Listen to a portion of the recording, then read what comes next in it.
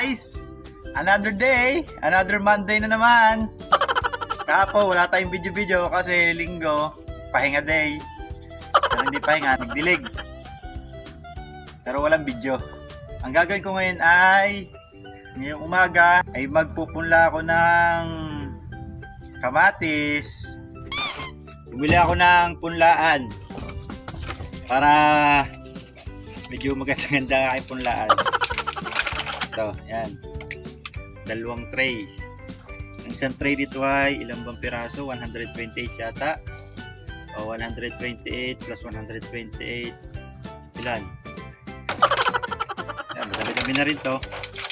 Pero ang ilalagay ko ngayon dito ay kamatis. Ngayon, mag-prepare muna ako ng lupa.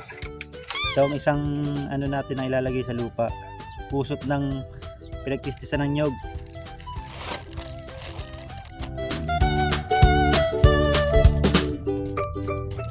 Ito na yung nakuha kong pusot ng nyog. Isa sa gagamitin natin na materyales sa paghanda ng lupa para sa punla. Pero hahaluan ko to ng lupa na pinagsilaban, yung pinagsigaan ba. Sabi nila mas maganda raw yung animal manure, pero wala man ang makuhanan nun. Kung na lang meron dito. Pero maganda-ganda na rin itong pusot.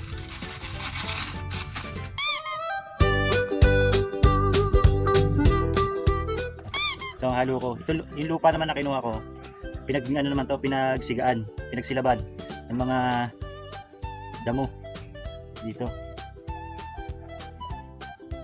Mas marami ang pusot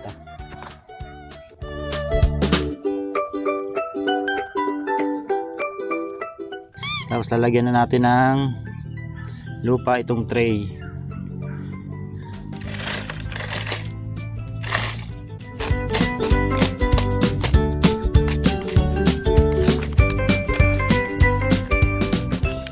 Lalagay ko na sa tray areng binhi ng kamatis.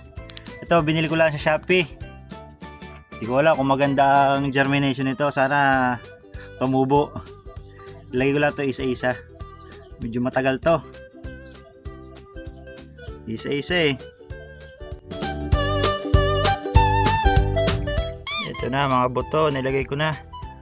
After 100 years. Tapos malagyan ng buto. Patungan ulit natin ng lupa.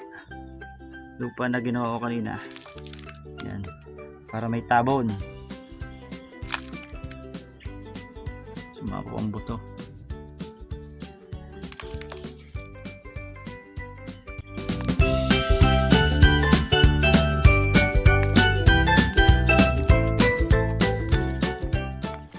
Biligan na natin.